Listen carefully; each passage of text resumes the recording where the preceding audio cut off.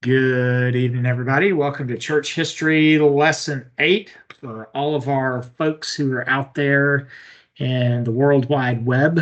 We're going to be covering continuing our coverage of the Apostolic Age. But before we get started, I want to go ahead and show everybody where to download Schaff's History of the Christian Church. So ccel.org. This is Christian Classics Ethereal Library. I believe this is run by Calvin College. Calvin College is up in Michigan. It's associated with the Christian Reformed Church, which is a kind of a Presbyterian denomination up in Michigan. But they've actually collated a lot of ancient and also sort of not so ancient open source, church history books. So if you're looking for history of the Christian church, you just go into ccel.org, type in history of the Christian church, and there is Philip Schaff right there, volume 1, volume 2, volume 3. Looks like there's volume 8, volume 7, volume 4, and there's also other things. So you can do like Nicene and post-Nicene fathers. And here's Schaff's collection on the Nicene and post-Nicene fathers, which these are actually translations of the primary source works in church history that Schaff also published. So yeah, stuff was like Basil the Great, John Chrysostom, some stuff from Augustine, Athanasius, Ambrose, a lot of stuff from that. And you also get his ante-Nicene fathers set. So like the Apostolic Fathers with Justin Martyr and Irenaeus. That's volume 1 of the ante-Nicene Fathers. There's ante-Nicene Fathers 10. So there's all sorts of stuff that you can like download here. So is that useful to everybody? Oh, definitely. Oh yeah, I have it downloaded. Yeah, so if you haven't downloaded it, just go to History of the Christian Church. You can pull up volume 1 since that's what we're in. I like giving free resources when we can. And since we'll be here for a while, you can actually download a PDF. You can also download a Word markup. You can read it on your mobile device as well as just pull it up on the web as well. So absolutely stellar resource to use to be able to get a lot of just free church history stuff.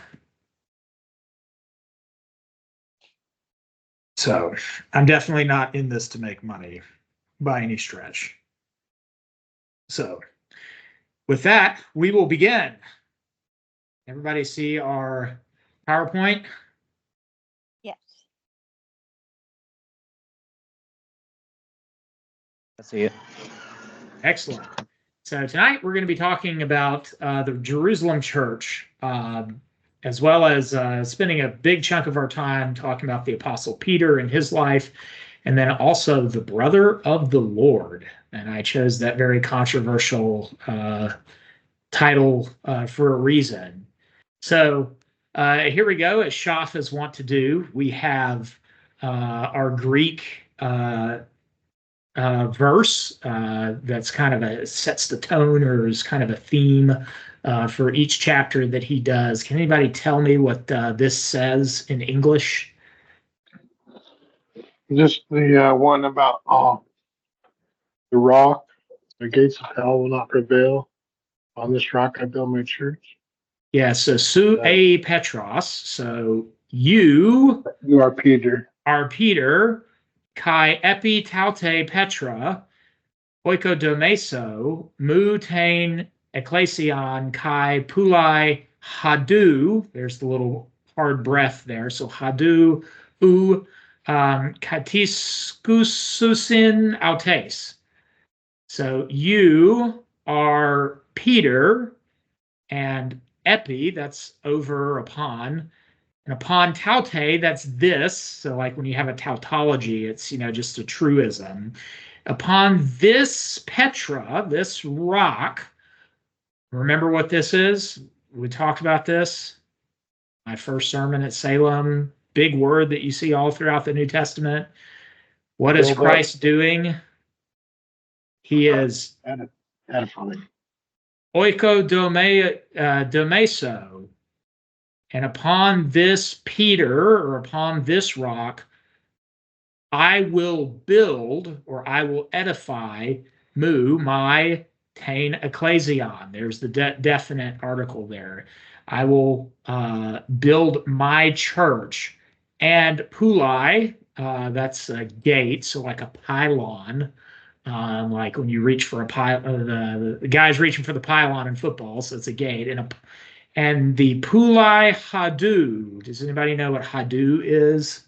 Or take a guess? Oh, Sounds like the Hades. Greek god of the underworld from lesson number 3. yeah, It's Hades. Hades? Yes, and the gates of Hades, ooth. So there's the kind of the negation, and it's like it will not stand against it. So the altes, like, going back to this. So I will build my church, and the gates of Hades will not stand against the church. So Matthew 16:18. You can actually go to St. Peter's in Rome in the Vatican, and you can see this verse translated into Latin in gold letters along the dome of St. Peter. So bought with by the indulgence money of many peasants in Europe, especially the German principalities, which we will get into much, much later when we talk about the Reformation. So does anybody have any questions before we get started? Is this where the Catholic Church references Peter being the first pope? Yeah, so that's a good question. This is certainly one of the proof texts that they will use for the papacy, and we will actually get into that later in the lesson. So good question, Tori. So sources for the life of Peter. And Craig, I divided this into genuine versus non-genuine sources because we're doing a historical study. We're not necessarily doing a dogmatic or a theological study. So, when we talk about like sources for apostolic Christianity, well, there's genuine sources, and then there are apocryphal, sources, heretical sources, as well as, other, references later on from like the early church fathers. So, here are the sources for the life of Peter, and specifically in the apostolic age. Obviously, the Gospels as well cover much of his life. But when it comes to the life of Peter the Apostle, not merely Simon Peter the disciple, we find in the sort of post-gospel narratives in early church history, Acts chapter 2 through 12, we see much of his labor and his ministry in Jerusalem and then in Caesarea. And also, he appears again in Jerusalem in Acts chapter 15 at the Jerusalem Council. Paul discusses him in Galatians chapter 2 in regards to the Judaizing controversy that had happened there, specifically in regards to the church at Antioch, which is in modern-day Turkey, but was then part of Syria. And then also his 2 epistles, 1st and 2nd Peter. There are a number of apocryphal sources and heretical literature from the 2nd, 3rd, 4th, 5th, and on centuries. Some of them have some pretty wild content that I wanted to kind of just show you. As we talked a couple weeks ago, when we're discussing, the lives of the apostles and much of the early church, we not only have, sort of our genuine sources that we have in scripture, or what we believe is like the Orthodox, little o Orthodox tradition of the early church fathers, but there are a number of groups that are out there. And we'll get into those as we eventually transition out of the apostolic age into the patristic era. Groups like the Ebionites, obviously a number of different Gnostic, kind of sects. And then there's people and works from sources that we just don't know who wrote it. Almost all of these are anonymous. And so we kind of have to guess as to what, particular sect or faction or heretical, group these sources are coming from. And why these are important, two reasons. It gives us actually several reasons. When you read a lot of these apocryphal sources or heretical sources, they reflect back upon the, um, the biblical inspired sources that we have, as well as the writings of more orthodox sources. Not so much for what they don't say, but for the fact that it's clear that they are deriving their source material from the authentic material that we have.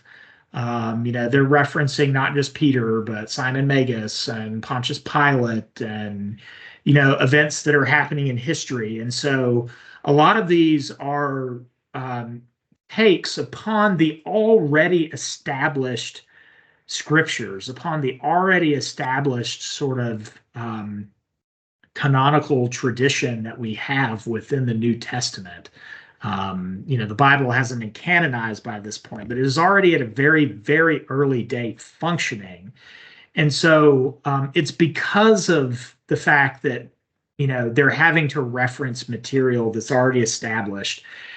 Oftentimes there's not much of a historical context. These sources don't understand first century Judea, Samaria, and Galilee the way that the authentic inspired writings do. It's pretty obvious because of the deviations that they have that they're coming at a later period of time. And these are the thoughts of later groups of people projected back upon the first century context. Does that kind of make sense, Craig? Does that resonate with you a little bit? Oh yeah, it's interesting to know about these things, because not every church history class would cover this level of detail. It does like make you. It's fun to contrast things. Like one of them there says that Peter was exalted over Paul. I think it was. Yeah, well, I'll talk about that. Imaging. Yeah, I'll talk about that. Another thing is that unfortunately, because of this sort of apocryphal tradition, there are stories from this apocryphal tradition that makes its way into the mainstream church. And we'll talk about that a little bit later when we talk about the brother of the Lord. Yeah, so I mean, even things like, the Quo Vadis story that I referred to that, Hollywood made the movie out of in the 1950s. That's coming from an apocryphal source. That's not coming from our canonical inspired tradition. And, you can go to a church of Domine Quo Vadis there just outside of Rome in Italy, where a lot of times these stories are taken and, co-opted or adapted by the mainstream church. And so these heretical or apocryphal stories, which those are not necessarily the same thing. Sometimes an apocryphal source can have somewhat good theology. It doesn't necessarily have to be heretical per se, even though that's usually the case. But this tradition affects the development of the early church and the early church's conception of the first century, whether consciously or not. And so it's important to kind of go through a little bit of these sources as well. So There's a number of apocryphal sources from groups like the Ebionites, various Gnostic sources, anonymous sources where we can't really know some of the notable content. So from this Ebionite Gospel of Peter, it exonerates Pilate of all wrongdoing in Jesus' death and puts it squarely upon the Jewish leadership. The preaching of Peter, this is a really interesting story.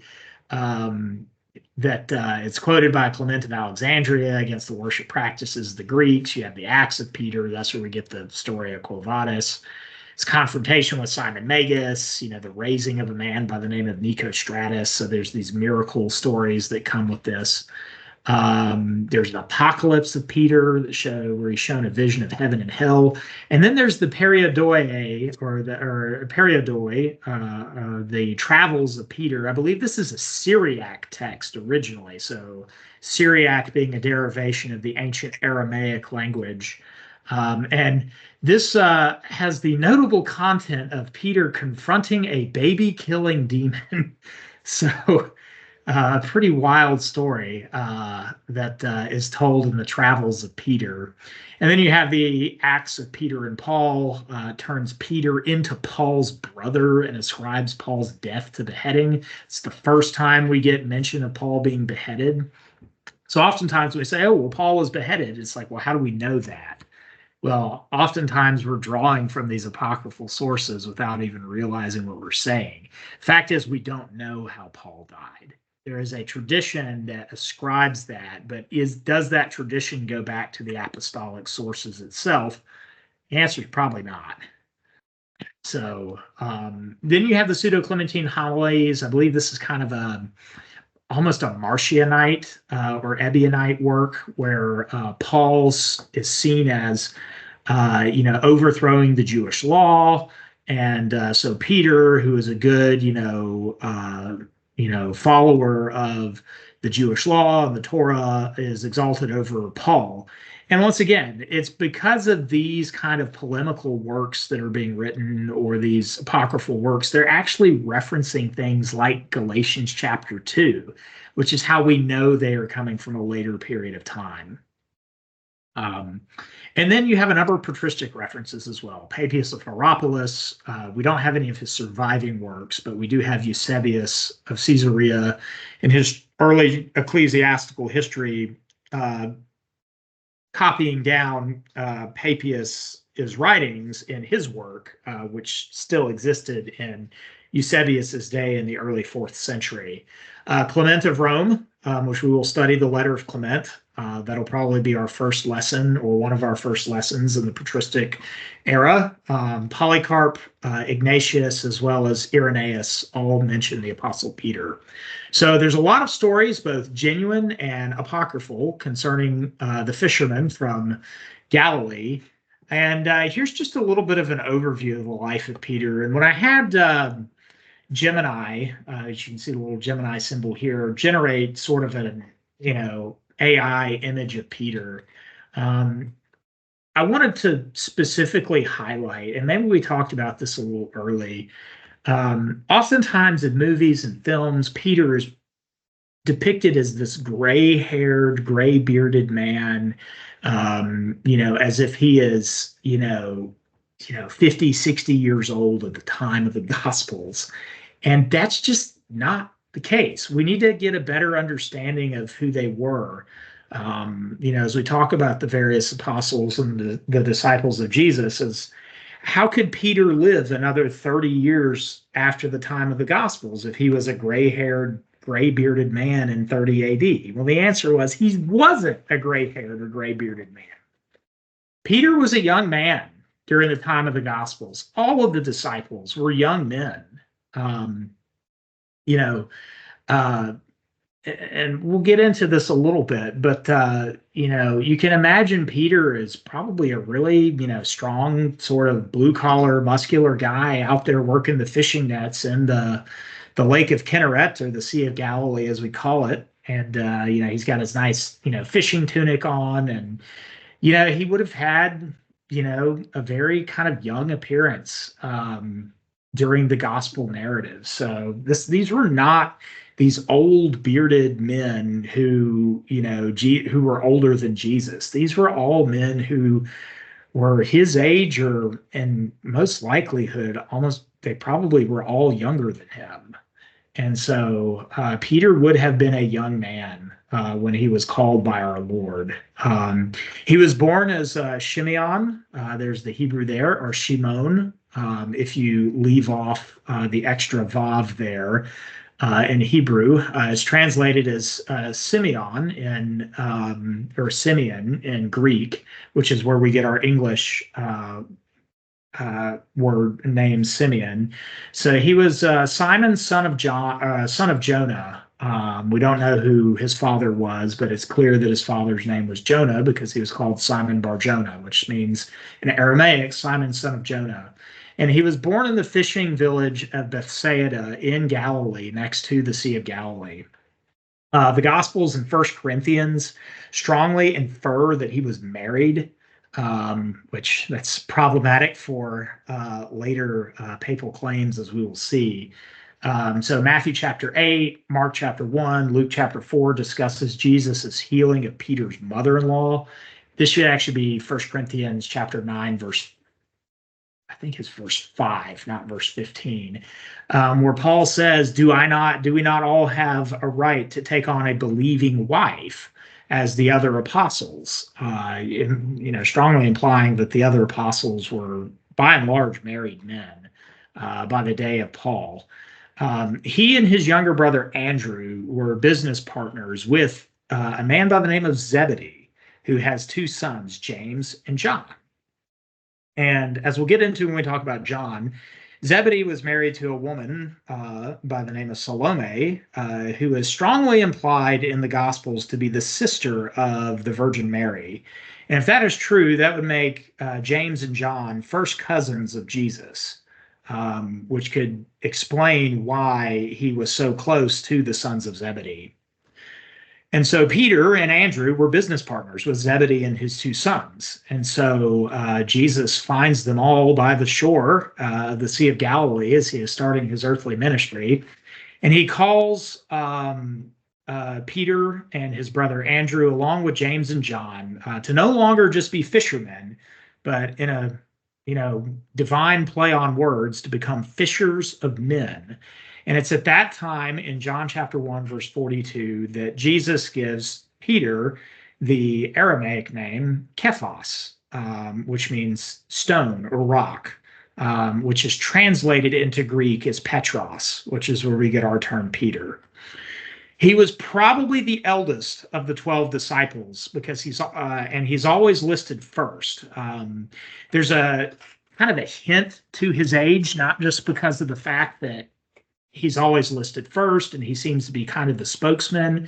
But in Matthew chapter 17, verses 24 through 27, only Jesus and Peter pay the temple tax, which is from Exodus chapter 30, verse 14, in which every man of Israel, 20 years of age and older, had to pay, I think it was a shekel, a half shekel, I forget the specific amount that they had to pay, but they had to pay a certain amount of money to the temple as a temple tax to the authorities there in Jerusalem. And so only Jesus and Peter pay the temple tax, which means that Peter was at least 20 years of age, but maybe not much older than that. And so that strongly infers that the other disciples were probably less than 20 years old. So when you look at the Gospels and you wonder why they're always fighting amongst each other, just imagine a class full of high school age guys following Jesus around. And does that make a little bit more sense why they might always be quarreling amongst each other? I think so. So Peter, certainly very outspoken, very stubborn, and sort of sure of himself at times. But while this could be certainly a weakness of his, as we see in the Gospels, it's this dogged stubbornness that would be later a great strength in the apostolic era as he becomes one of the pillar apostles of the early Christian church. We all know his infamous denial of the Lord during the Passion narrative and how he abandons him at the time of the crucifixion. But he is later restored by the Lord after the resurrection, in which the Lord, in that famous, threefold Peter, do you love me? At the end of the gospel narratives, restores Peter to his role as a leader among the apostles. And so after Pentecost, he becomes a leader in the church at Jerusalem. But as we know in Galatians, he later moves on to the church at Antioch. And he is, according to tradition, supposedly martyred on the Vatican Hill in 64 AD during the Neronian persecution. So any questions of the life or the biography of Peter? And here is the Vatican Hill right here. Does anybody know what this is called? What this location in the Vatican is called?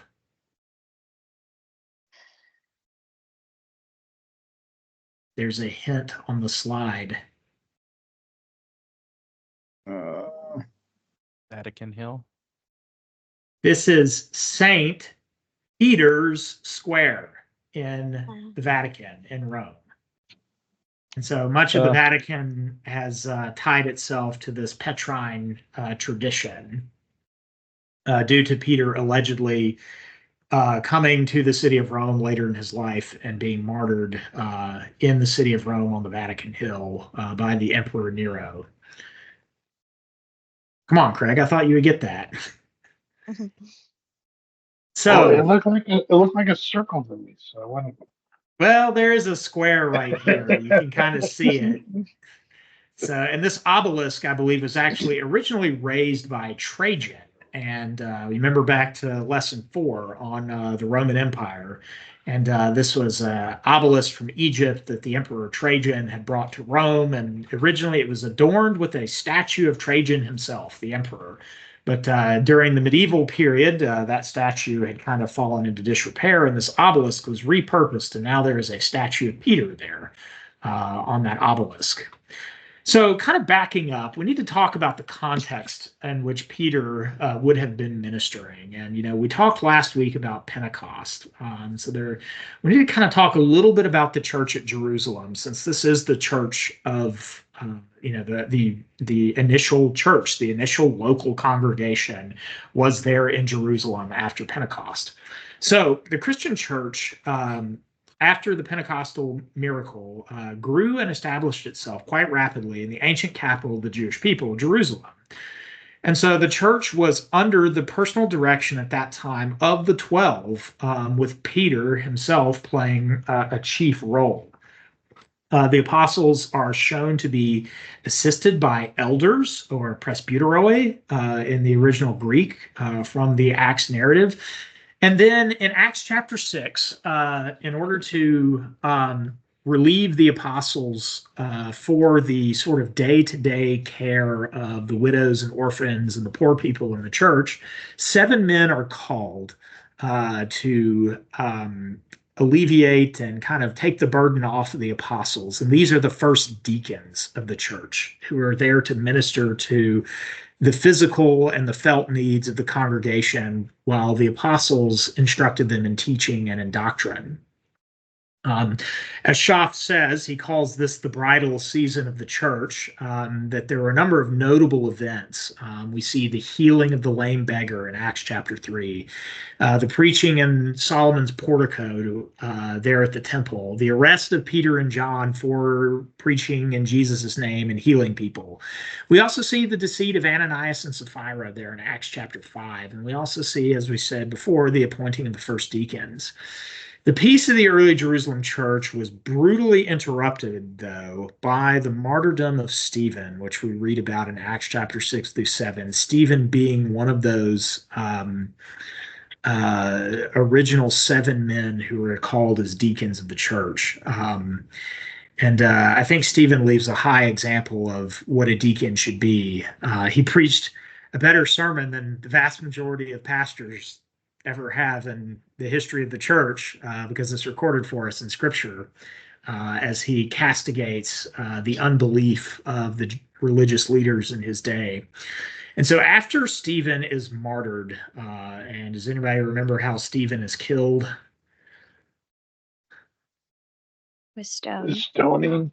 Yeah, stones are a big Paul theme. said. Yeah, Stephen, this obviously a very anachronistic, picture, and here's, kind of the heavens opening up and Jesus at the right hand of the Father, and there's an angel, and then this guy right here is getting ready to club him over the head with a stone. So after Stephen is martyred, there is a great persecution, and this is where Christianity really begins to spread. As Tertullian will say, and I'll paraphrase it, about 150 to 170 years after this time, he says that the blood of the martyrs is the seed of the church. And so, due to this persecution, many Christians leave the city of Jerusalem and they take their faith and the gospel message with them beyond the borders of the old Jewish capital. And so this first persecution was followed shortly after by the conversion of the Roman centurion Cornelius by the preaching of Peter. And that's where Peter receives the vision of, what is it, the great sheet coming down from the sky. And there's all these unclean animals on it that were outlawed for Jews in the Pentateuch, in the Torah. And he is told, take and eat. And he's like, well, these are unclean. And there's the, saying that, what God has made clean is no longer unclean, that God has, now made what is clean. And what that's supposed to recognize is that Gentiles are about to come into the church, non-Jews. And so Peter was the messenger there in Acts chapter 10 to the Roman centurion Cornelius, who he and his family are baptized, and then they begin speaking in tongues, as we talked about last week. A second persecution then arises under Herod Agrippa I. So I believe this is a grandson of Herod the Great, maybe a great-grandson. I think is a grandson. I forget how he's related to the Herod Antipas of the Gospels. Maybe it's a brother or a son. I forget. But he's in the family of Herod. This is Agrippa I. And that takes place in 44 AD. However, this is cut short by his untimely death, where he was eaten by worms, as the Gospel says. James, the son of Zebedee, Peter's old fishing partner, was beheaded during this persecution. And at that time, he seemingly is replaced by another James who has an epithet, the brother of the Lord. Peter is freed from prison after being imprisoned in this persecution by an angel that's told for us in Acts chapter 12. And then he and James reappear a few chapters later at the Jerusalem Council, which is about 50 AD, give or take a year or two. And then the last we see of him in Acts, other than this appearance at the Jerusalem Council, is in Acts chapter 12, verse 17, where the scriptures say he departed and went into another place. And Schaff, I think, draws the correct inference here that unlike the lofty claims of the early bishops and patriarchs, whether it be the Patriarch of Constantinople or the Bishop of Rome or, Patriarch of Jerusalem, and they have all these fancy titles and they have these holy sees that they sit on, and we'll talk about all this in the early church. Peter, most likely, like the rest of the apostles, was itinerant. He moved around. He didn't stay in one place. And this is a radical difference from later bishops. And I think is something that we as Protestants rightly point out as a criticism of the so-called theory of apostolic succession.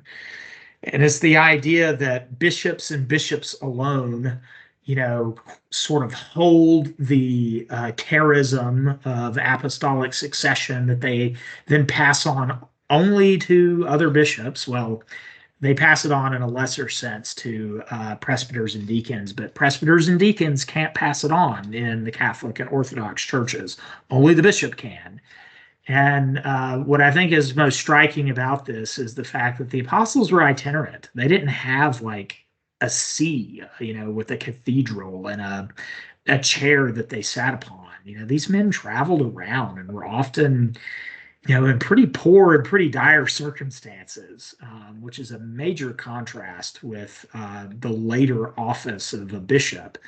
And so I think it's right that we criticize this later development of apostolic succession by just looking at what the scriptures actually have to say about how the apostles did ministry. So, any questions at this point? Yeah, are you saying that because the apostles are itinerant and not in one location, then after the apostles, that is less the model for the leadership of the church because they do stay more in one location. Yeah. Therefore, the idea that the apostles had successors seems to be invalid because they had a unique method at the beginning that doesn't seem to flow after them. Is that what you're saying? Yes, the apostles have a unique role in church history. And I'm not saying that the Catholics or Orthodox would deny that. They certainly would say they have a unique role. But what we say is that this role was unique to them, and that this so-called charism of apostolic succession, it's not that the bishops are apostles, but that they carry the authority of the apostles. And while it's not necessarily a primary argument, I think it's a strong secondary argument against that idea, in the fact that Peter didn't just go to Rome after Pentecost and found the Church of Rome. I mean, he traveled around and did ministry in a lot of different places. And that's not what later popes do. It's not what later bishops do. None of the apostles. Sorry. None of the apostles had like a diocese, for instance. And so their authority was not limited to a particular location at a particular time. What was the evidence you had that they were itinerant? You said because Peter. Explain that again. What's the evidence that they were itinerant?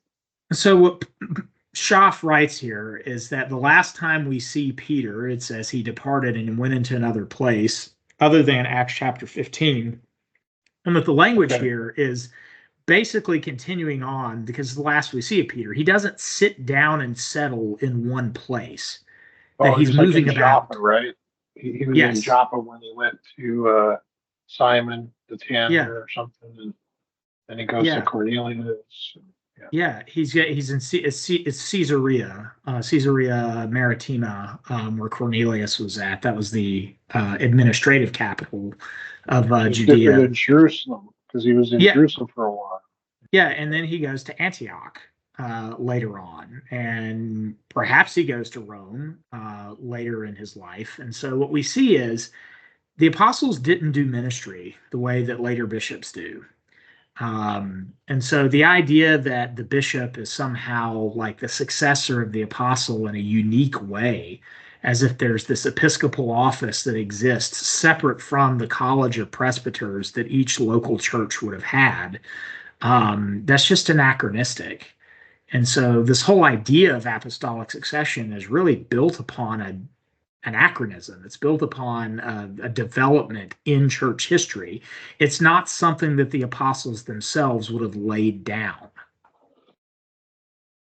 I see. Thank you. Yeah. And, they'll say, well, what about, Titus and Crete? And it's like, it never calls Titus a bishop.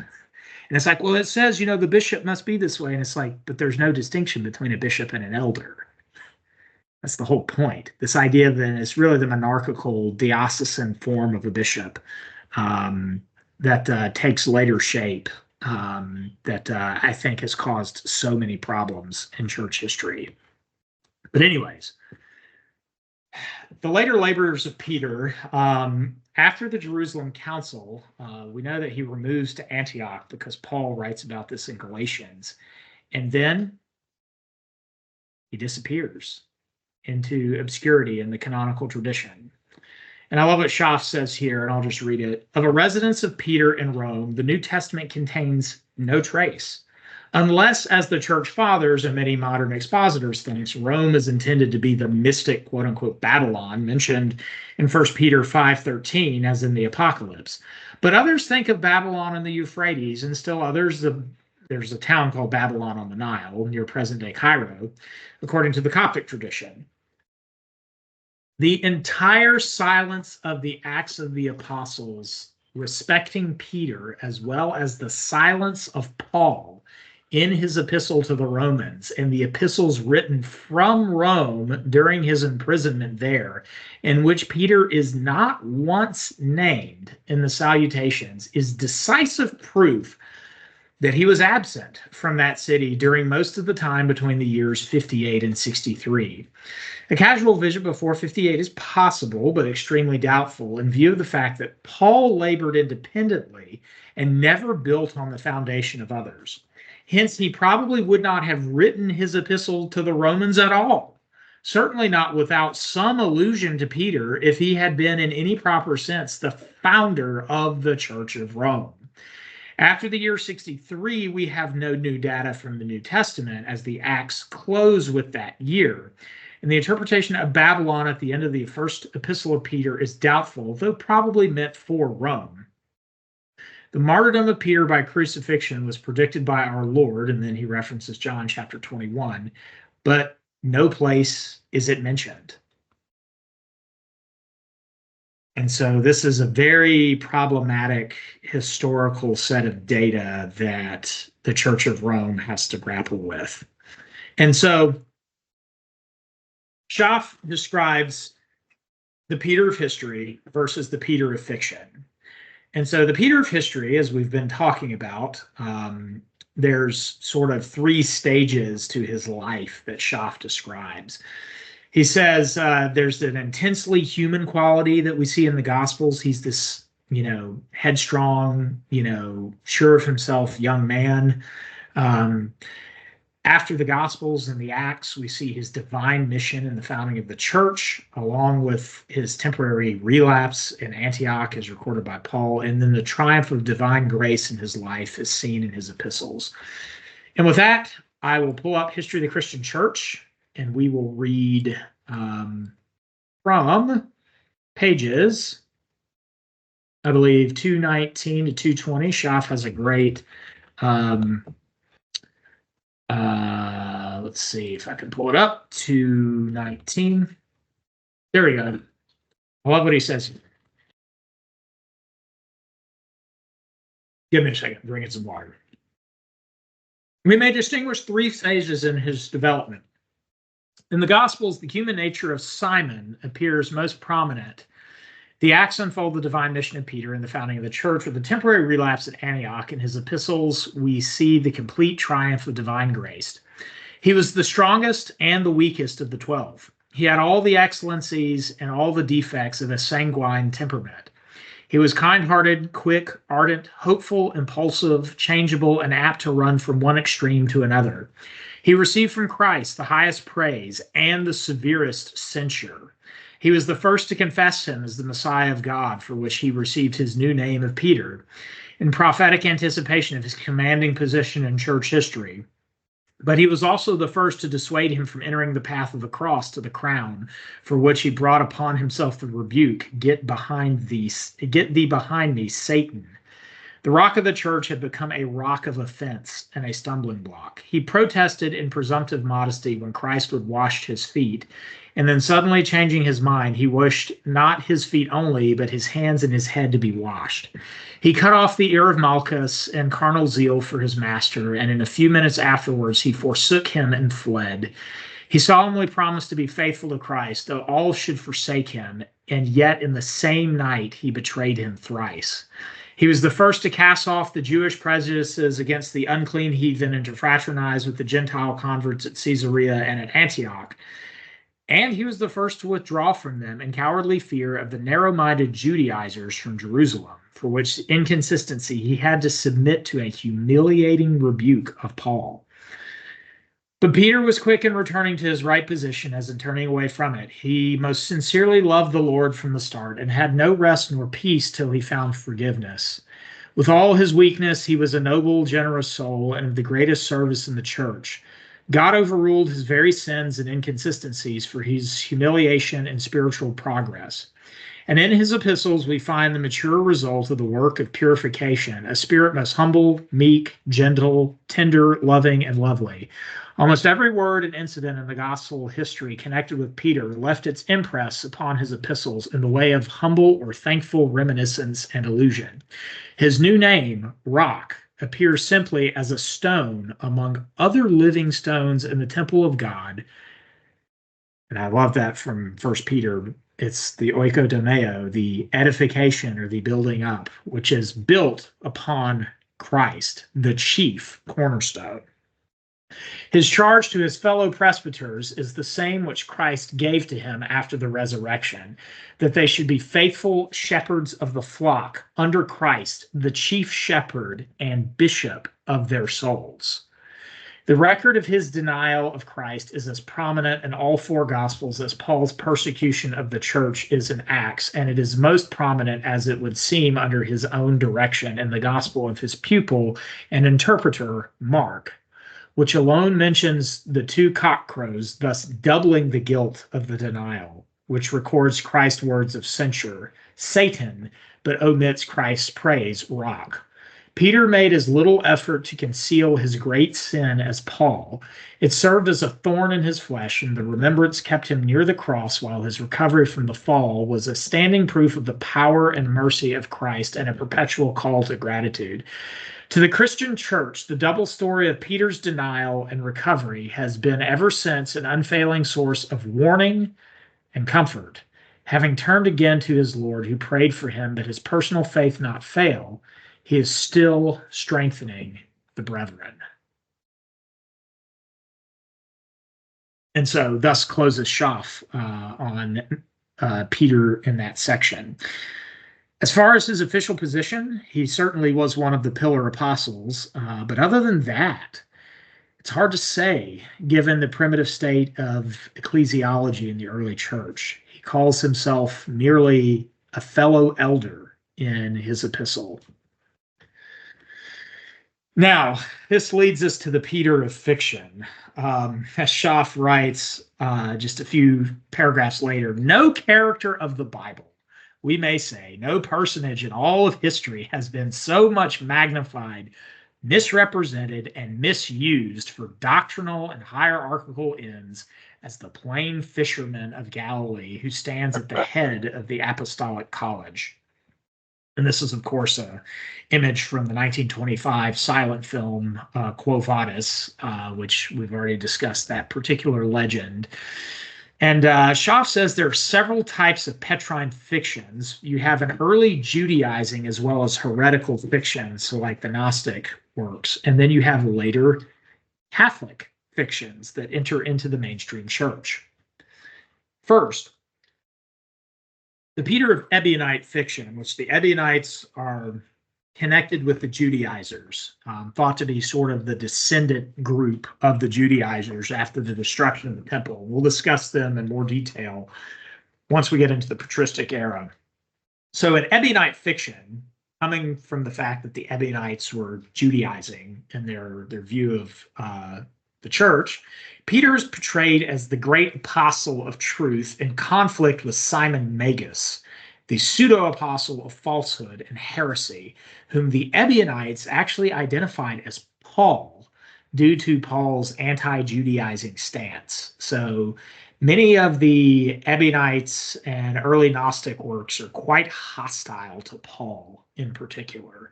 And it's because they accuse him of overthrowing the law. There's another form of fiction, though, that is much more relevant for us today, and that is the Peter of the papacy. Part of this tradition is in the early patristic sources, and part of this is also in the apocryphal narratives, like the Domine Quo Vadis story. The fact that he was crucified head down on the Vatican Hill, that comes from apocryphal sources. founder of the Church of Rome, the idea that he had a 25-year episcopate, which there's this byword that finally was exceeded in the infamous reign of Pope Pius IX in the middle of the 19th century. That no pope shall see the 25 years of Peter is a phrase that was used of the popes down throughout history. And this was allegedly preceded by a 7-year episcopate in Antioch. Remember what I've already talked about? What's the problem with viewing this as Peter's office as an episcopal office? Remember, Craig? What did I say earlier? Or Tori? You were talking about the They're equivalent. Yeah. And why are they not equivalent? What's the difference? Could Peter have had a 25-year episcopate in Rome? Does the evidence in the New Testament suggest something like that? No. And why is that? All they mentioned him in this letter to Romans, he was not mentioned at all. Yeah, but what positive evidence do we have against this kind of idea? What did we mention earlier? With Acts, how he was. Yeah, so he departs and goes to another place. Does Peter stay in the same place for the duration of his ministry? No. No, he's itinerant. And so this idea of an episcopate is anachronistic. So, anyways, the papacy also picks up on this idea of disputes with Simon Magus being the character from the book of Acts who tries to buy the gift of the Holy Spirit. Allegedly, according to papal tradition, Peter dies on June 29th, 65 AD, during the Neronian persecution, which was allegedly during the consulships, or the consulate of Nerva and Vestinus. So you remember we talked about, why did we go through that big lesson on the history of Rome? Well, in order to understand things, that remember there were 2 consuls who would be appointed every year. Even during the imperial period, the consuls were still appointed. And these were the nominal rulers of the Roman Republic, which still existed, even though there was a Roman Empire. And so Nerva, who is a future emperor, remember the founder of the Nerva Antonine dynasty after the assassination of Domitian, he serves as a consul during that year, and Peter's martyrdom is connected to the consulship of Nerva and Vestinus in sort of the patristic tradition. So moving on from that, we come at last to the claims of the papacy.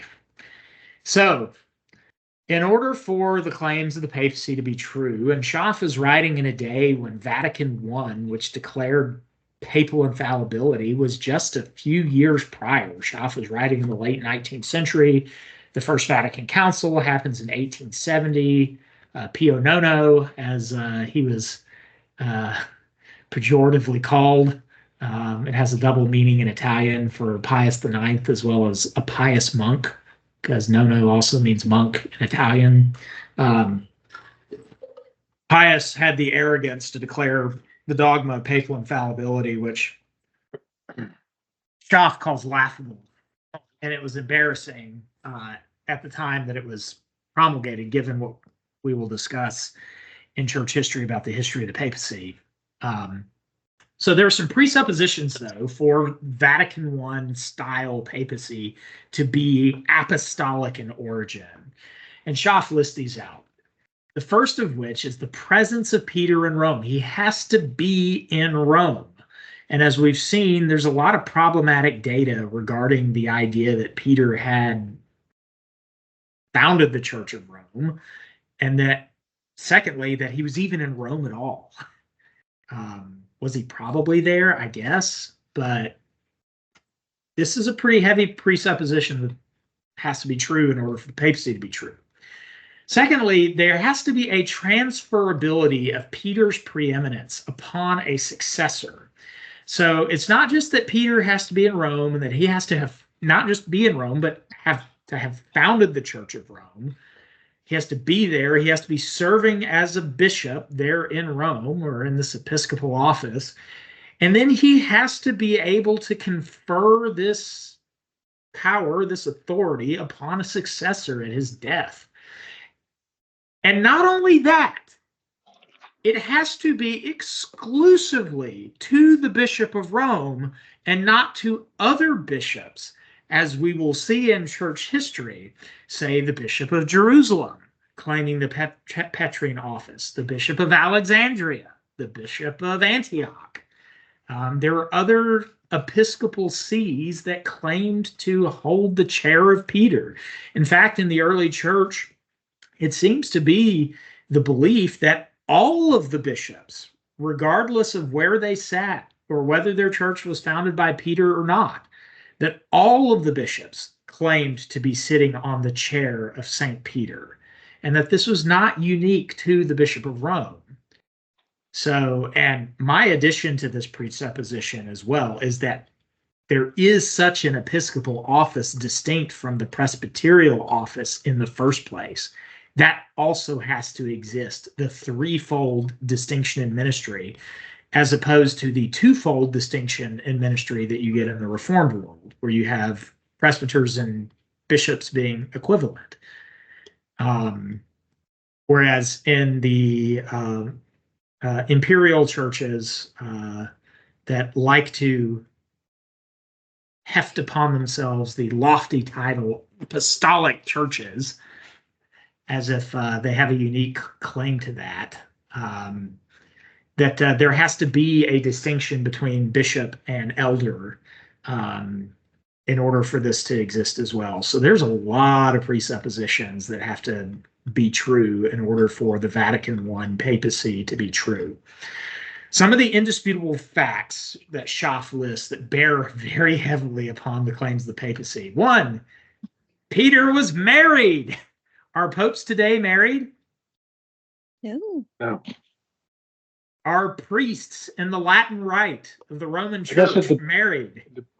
Craig, you grew up a Roman Catholic. Are they married?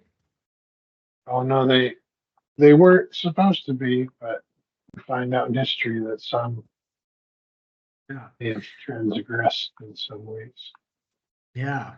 So the fact that Peter was married puts clerical celibacy on very thin ice. Secondly, in the Jerusalem Council, and you've noticed this, Peter is simply the first speaker, not the president of the council. There's someone else who is the president of the council, who we'll get to in just a moment. Yeah, and so we see this account in Acts chapter 15, verse 1 through 11. Secondly, Peter is openly rebuked by a younger apostle. And by younger, I think Schaff means younger in his apostleship. We don't know if Paul was actually younger than Peter in age or not. I suspect they were probably about the same age, give or take a few years. But he was certainly a younger apostle. He was not one of the 12. He was not even a Christian until the 9th chapter of Acts. And Paul has no compunctions about rebuking Peter to his face. And then fourthly, Peter never speaks of his authority over all the bishops of the church. Remember, how does Peter describe himself when he's writing to the churches throughout Asia Minor? Fellow elder. Your fellow elder. He doesn't claim any authority over them. If anything, it's Paul who says the concern for all the churches is upon me. I made this argument to my Roman Catholic friend Dan many years ago that if any candidate in the New Testament there is for a pope, it should be Paul, not Peter.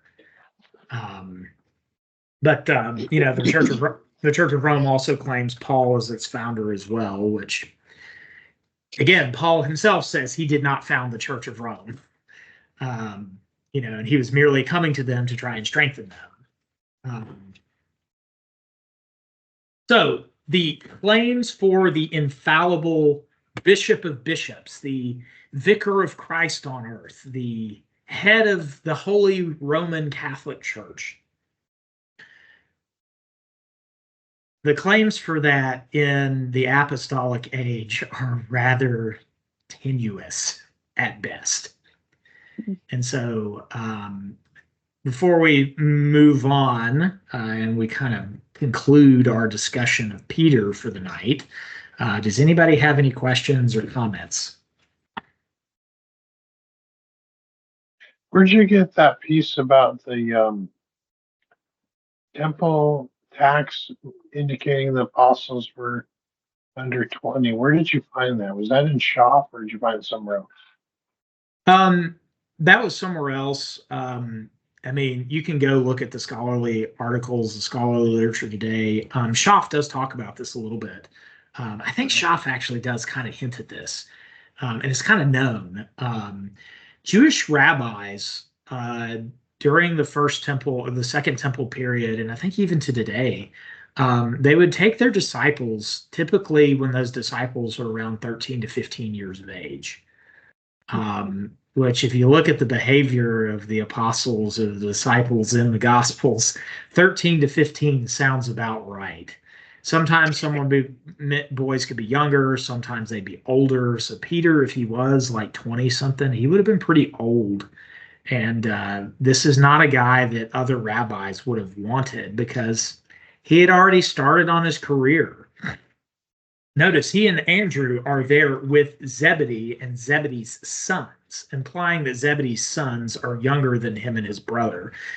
Perhaps Andrew is a few years, behind him and is maybe an older teenager. But if you didn't make it as a rabbinical student by the time you were in your mid-teens, you weren't going to make it. You were going to go work in a secular profession. You were going to go be a carpenter or a tent maker or a fisherman or whatever trade it was. And that was going to be what you did. You stopped. You had your basic training in the Torah and your basic, training in the synagogue. But if you didn't make it, it was over for you. As far as education was concerned. And so the fact that Jesus chose somebody like Peter to be a disciple is pretty remarkable considering the cultural norms of the day. I'll have to share with you later, Richard. I heard the first time I ever heard that theory of the apostles being that young was in the last week or two, a video I watched. So it's just like, oh wow, this is amazing that Richard has that. I heard this off the wall reference to that. Yeah. So we have that. I thought that would make a lot of sense. But I mean, the Chosen TV series, as heretical as it is, one of the things that it does well is it actually shows the disciples as like late teens and early 20s, which I think is much more accurate than the bearded men, with their gray hair or graying hair. It's like, that's not what they were. I mean, the Gospels make so much more sense.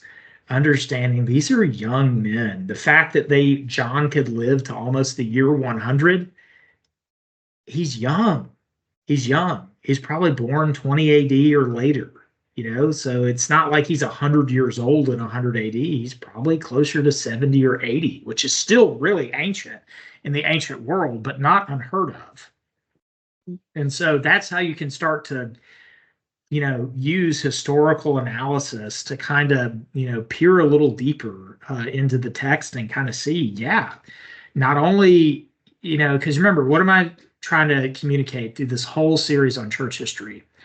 Our faith is not a mythology.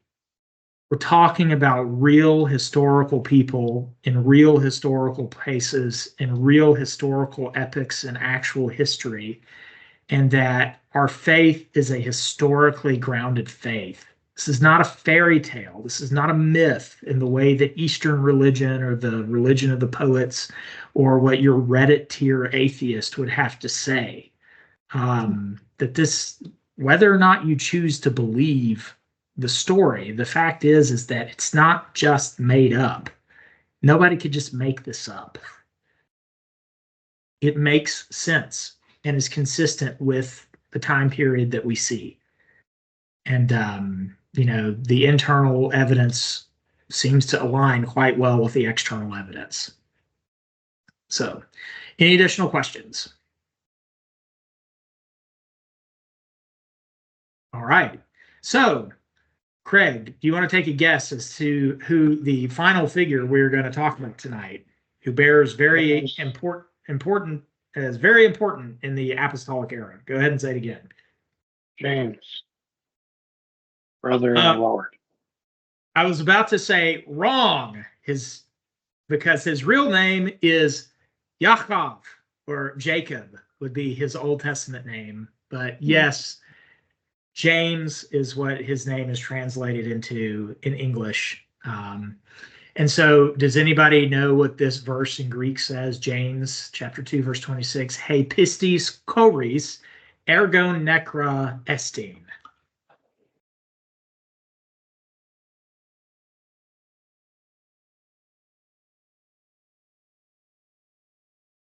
That faith, or the faith without works, necra estin. What is necra estin? Is dead. Is dead. Necrotic. Yeah. So the very famous line that has been used and disputed ever since the time of the Reformation, faith without works is dead. And so we were discussing the Apostle James, and this AI rendering, maybe if this is in the 60s, this is a little, 60s AD, this is a little bit more accurate.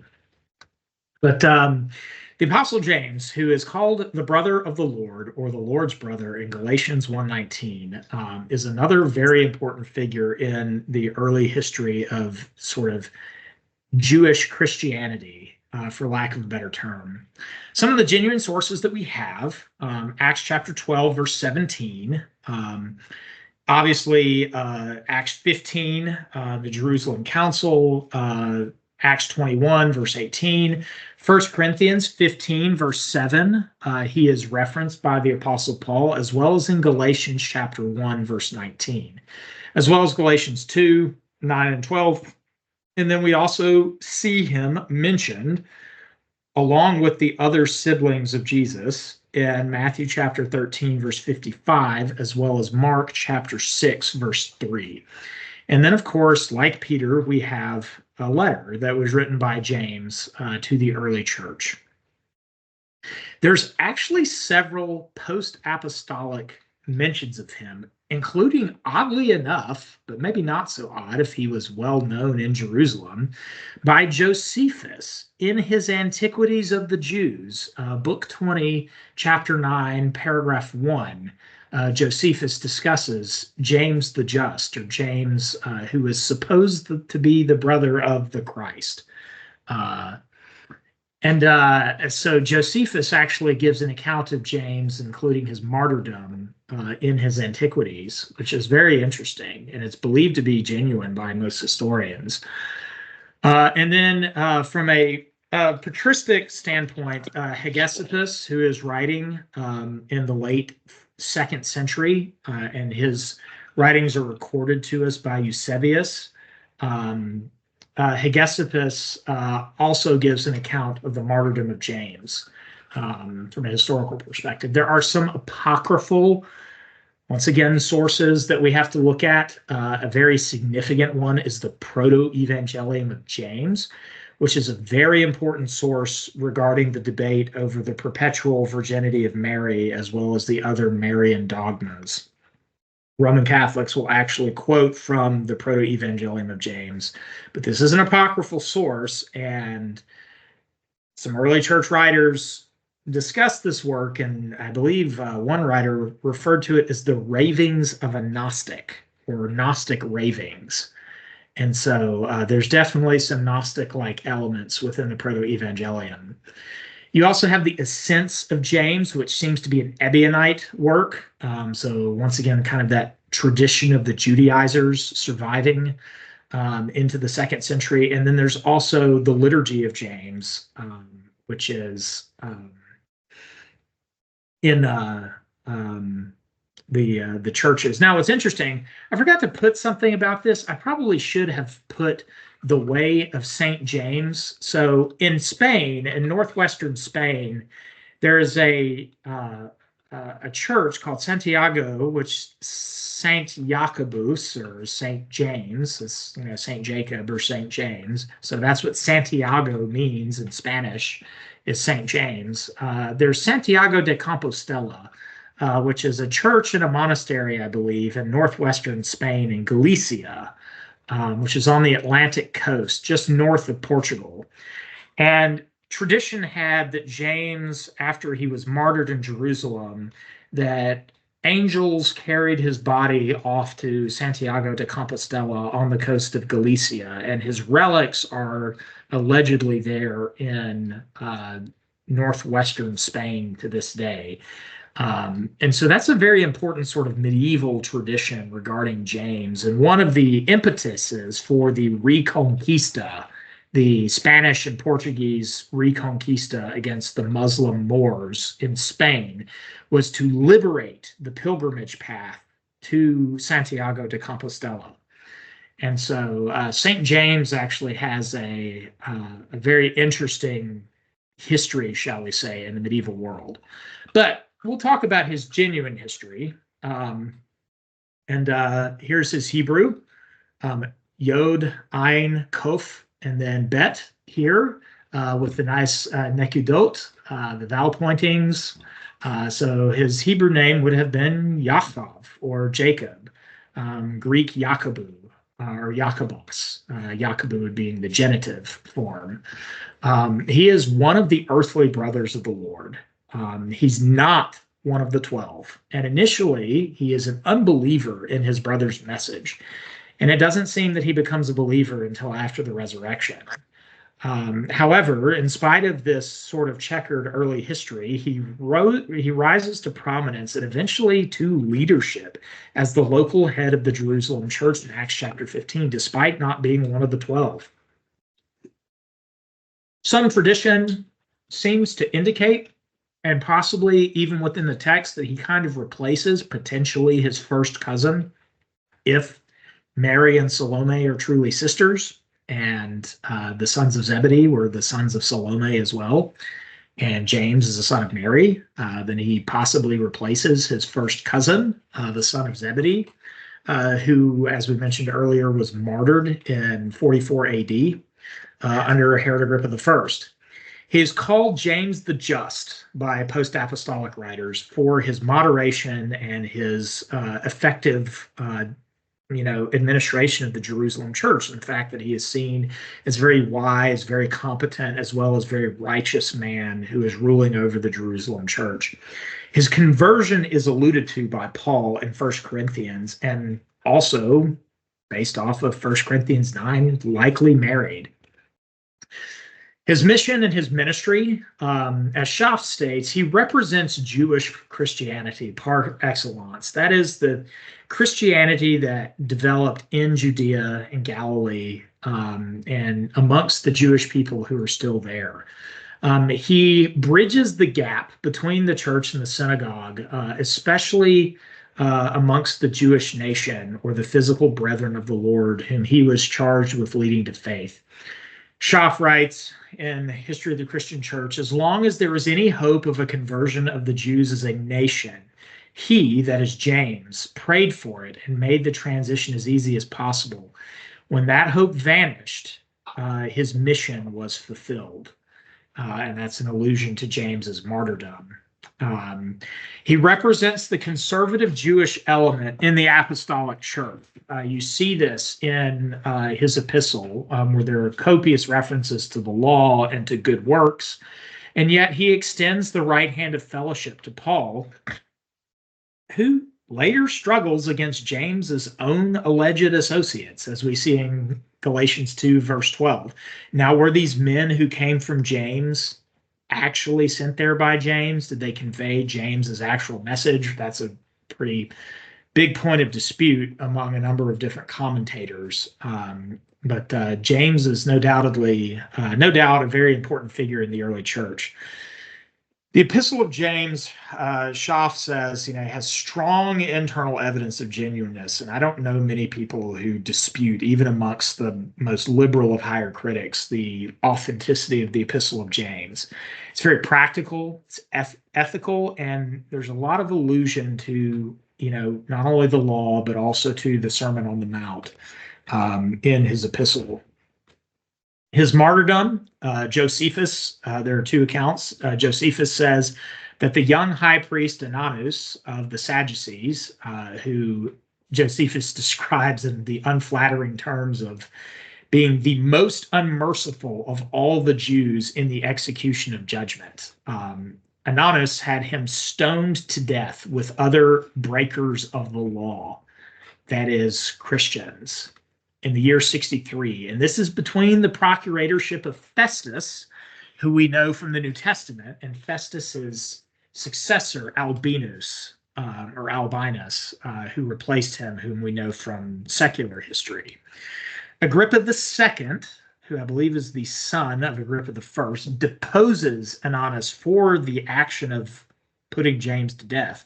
I think Agrippa, being a good politician, is trying to keep all the various communities there in Jerusalem at peace with one another. And having the leader of one of those communities so brutally murdered in the streets, it would not be good for political stability. And so Agrippa actually punishes the Jewish high priest for this and deposes him from his position, attesting to the general respect that James had, even among the non-Christian Jewish population of Jerusalem. And it makes sense then, if he has this kind of reputation, that Josephus, who would have been very familiar with Jerusalem politics at that time, would have recognized and known, who James was. Hegesippus, writing a century or so later, possibly influenced by Ebionite tendencies and traditions, he has a slightly different account. He has James being hurled off the pinnacle of the temple onto the ground below, and then he is beaten to death with a fuller's club at the command of the high priest. And Hegesippus puts the martyrdom later in 69 AD, right before Vespasian invades Judea during the First Jewish-Roman War. And James's death is sort of seen as a judgment and sort of the last act of, grace that God is extending to them. The idea that so long as James was there in Jerusalem, there was hope that the Jewish people would repent en masse. And after his death, it's seen that they were now hardened, and now God is bringing judgment upon them for killing the head of the Jerusalem church. I think this account by Josephus is probably more accurate. Hegesippus's account seems to be more apologetic or polemical in nature. But needless to say, James is martyred sometime,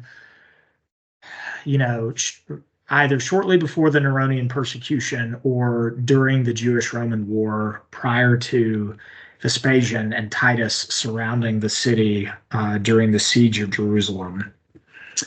So there's a number of theories on James's relationship with Christ. And Schaff writes this, and I'll read some of this in a second.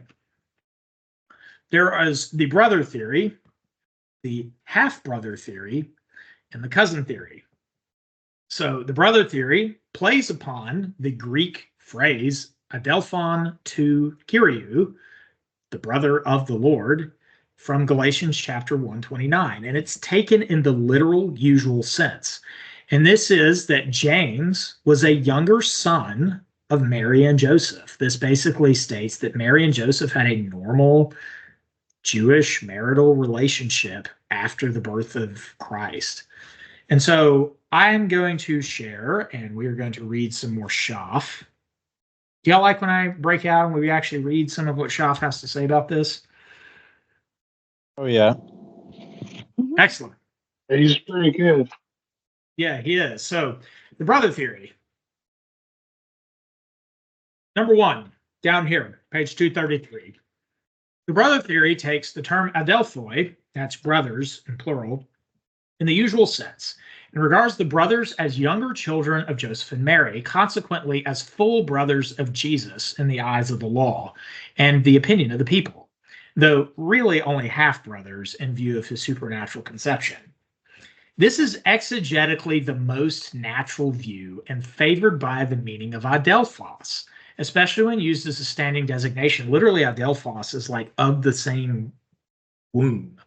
That's why when in pathology, when you have a didelphic womb, you have essentially a uterus that's kind of functionally two different uteruses. And so that term adelphos is kind of referring to the fact that they're from the same womb, so they have the same mother, especially when used as a standing designation. The constant companionship, and this is important, the internal evidence that we see in the New Testament. John chapter 2, verse 12, Matthew chapter 12, verse 46, 1355. This is the carpenter's son. We know his brothers James and Joseph and Judas, and he's mentioned with Mary and with a number of other siblings. The most natural reading of that text is this is Mary with all of her other children who are Jesus' siblings. And he continues on, and by the obvious meaning of Matthew 1:25, uk agenosken altain eos who, that is, Joseph did not know Mary until Jesus had been born. And also the fact, compare that with verse 118, as well as Luke 2, verse 7, which refers to Jesus as firstborn. As explained from the standpoint of the evangelists who use these terms in full view of the subsequent history of Mary and Jesus. The only serious objection to this, and I love what Schaff says here, is of a doctrinal and an ethical nature. There's not really any internal evidence in the New Testament that would suggest anything other than this pretty obvious conclusion. So what are the objections? The assumed perpetual virginity of the mother of our Lord and Savior and the committal of her at the cross to John rather than to her own sons and daughters. If it were not for these two obstacles, the brother theory would be adopted by every fair and honest exegete. The first of these objections dates from the post-apostolic ascetic overestimate of virginity. This comes out of monasticism, which we will get to in the 3rd century. And Schaff rightly says it cannot have been felt by Matthew and Luke, else they would have avoided those ambiguous terms just noticed. The second difficulty presses also on the other two theories, only in a less degree. It therefore must be solved on other grounds, namely the profound spiritual sympathy and congeniality of John with Jesus and Mary, which rose above carnal relationships. Also, this is true. The probable cousinship of John, based upon the proper interpretation of the same passage, John 19:25, and the unbelief of the real brethren at the time of the committal. Basically, what he's saying here, if Jesus' brothers are not believing in him, and John is the son of Mary's sister, and John is still believing in him, John is the next of kin. Hence why Jesus commits Mary to the that's genius. care of John. I never even heard that argument. That's a genius argument. Yeah. It takes several verses you're stringing together, but it's the idea that if Mary is truly Salome's sister, or Salome is Mary's sister, and Salome is named as the wife of Zebedee, that it would make James and John the sons of Zebedee. Why are they so close? Because they're cousins. Mm. And if Jesus' own siblings aren't believing in him, then John is the next of kin. So it makes sense. So he says this theory was held by Tertullian, whom Jerome summarily disposes of as not being a homo ecclesiae, that is a man of the church, as a schismatic. We'll talk about Tertullian when we get to the early 3rd century. He's a very important writer, very controversial, but is one of our most voluminous and quoted writers in the early church. So it was held by Tertullian. It was defended by Helvidius at Rome at 380. who was violently attacked by Jerome as a heretic. I love, there's a book real quick, Richard Hanson, his book, The Christian Priesthood Examined, he talks about Jerome. Jerome's a very important figure as well in early church history. He says, it was for the peace of the church that God in his providence did not deem to make Jerome a bishop. Jerome was only ever a presbyter. He was never a bishop.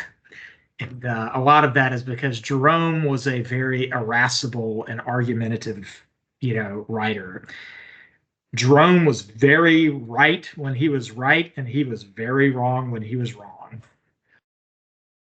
I'll just put it to you that way. So Jerome he was a monk, he was monastic.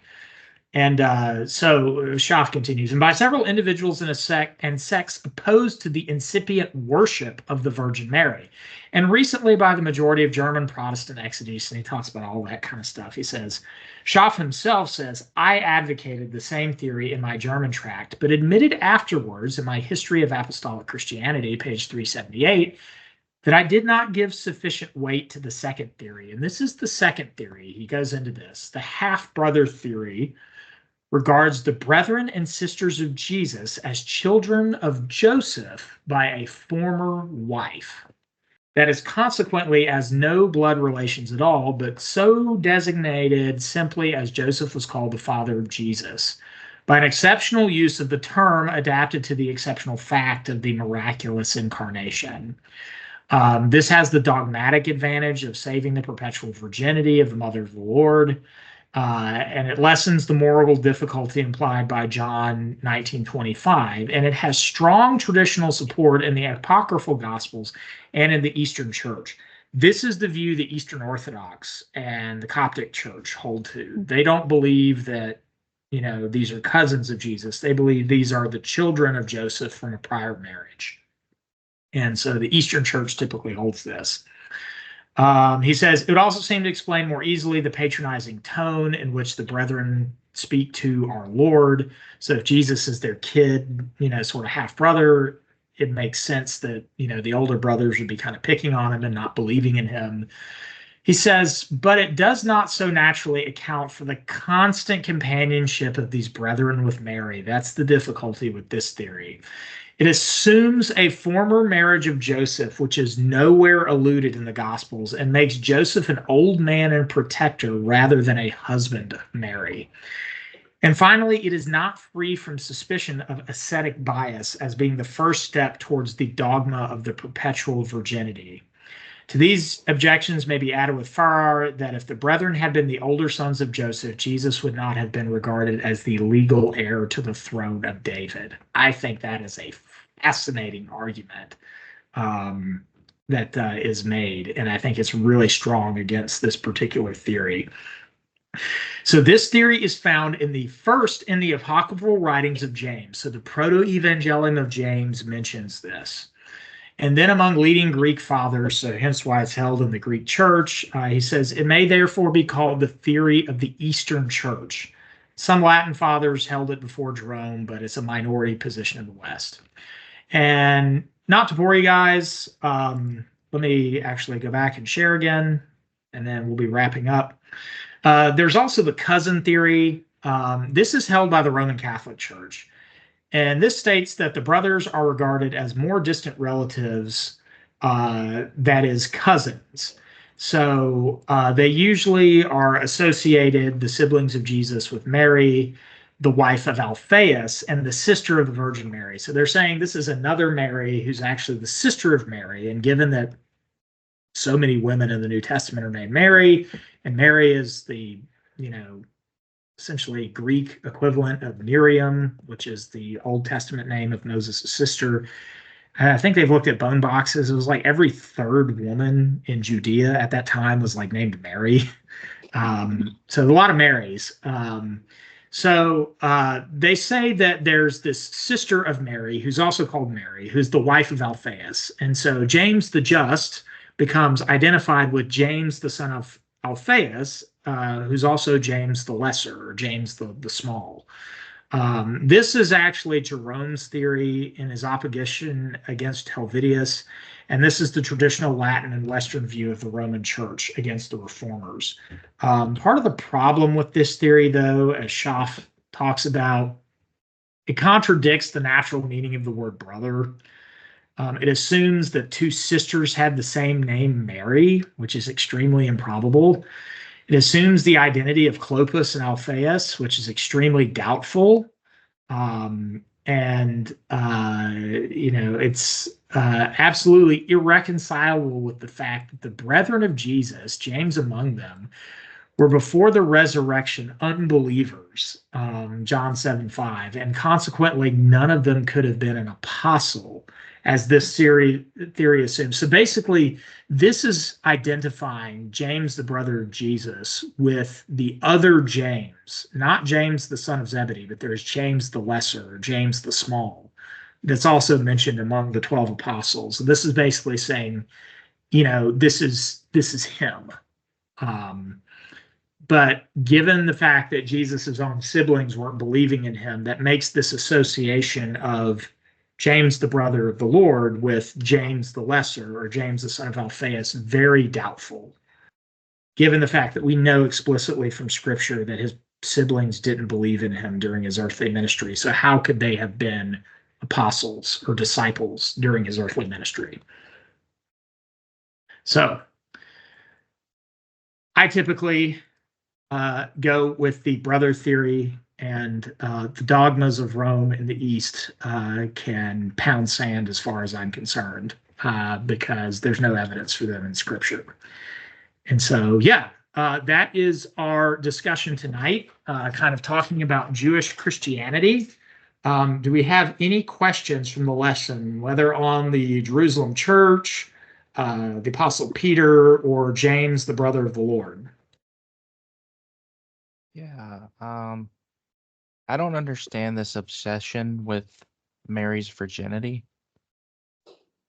Monasticism, Sean, in a word.